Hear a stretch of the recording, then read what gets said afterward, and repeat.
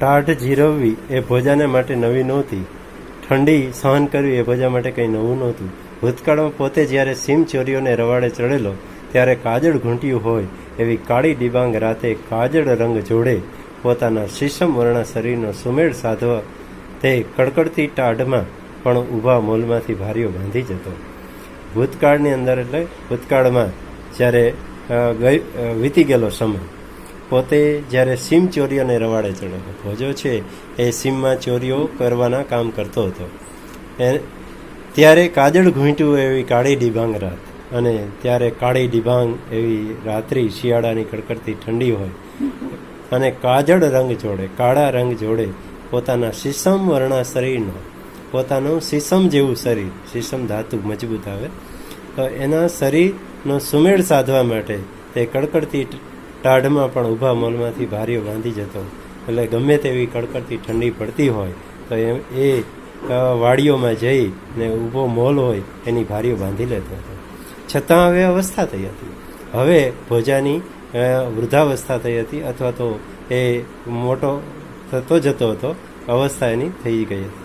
અને જુવાનીના ચડતા લોહીને અભાવે સહનશક્તિ પણ ઘટી હતી, અને જુવાની વીતી ગઈ હતી. એટલે હવે એને એ લોહી જુવાનીનો જે લોહી ચડતું હોય એ લોહી નહોતું ચડતું, એનો અભાવ હતો, અને સહનશક્તિ પણ ઘટી હતી.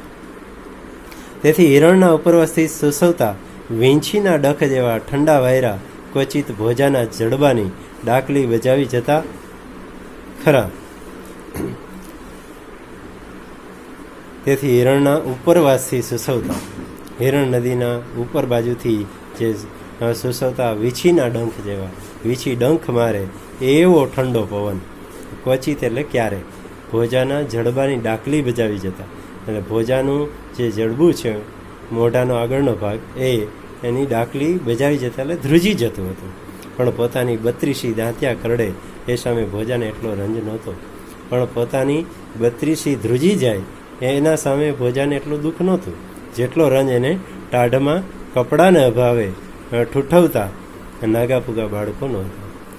જેટલું દુઃખ એના ઠંડીને કારણે, કપડાને અભાવે, ઠંડીને અને કપડાને અભાવે જે ધ્રુજતા એના વસ્ત્ર વિનાના બાળકો હતા, એનું દુઃખ એને વધારે હતું. ટોયામણ કરતો કરતો ભોજો ક્વચિત ટેકરા પાછળ લપાઈને બેઠેલા ગામમાં આવેલી કાપડની દુકાન પર પોતાના મનચક્ષુ માંડતો. આમ એ ભોજો છે એ પાણી પીવડાવતો ક્વચિત એટલે ક્યારેક ટેકરા પાછળ લપાય, ટેકરાની પાછળ છુપાઈ જાય અને ગામમાં આવેલી કાપડની દુકાન, ગામમાં જે કાપડની દુકાન આવેલી છે એના પર પોતાના મનચક્ષુ એટલે આંતરચક્ષુ, મનની ઈચ્છા એ ત્યાં માંડતો હતો.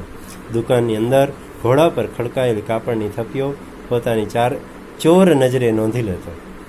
દુકાનની અંદર જે ઘોડા ઉપર કાપડની થપ્પીઓ ખડકાયેલી હોય ને એના પર એની જાણે ચોર નજર પહોંચી જતી હતી. માધવજી કાપડીઓ ગજના ગજ ભરે પણ મારા જે એવા સારું કટકી લુગડું પણ ફાડે નહીં. અને એ એવું મનમાં વિચારતો હતો કે માધવજી કાપડીઓ, કાપડના વેપારીનું નામ છે માધવજી કાપડ.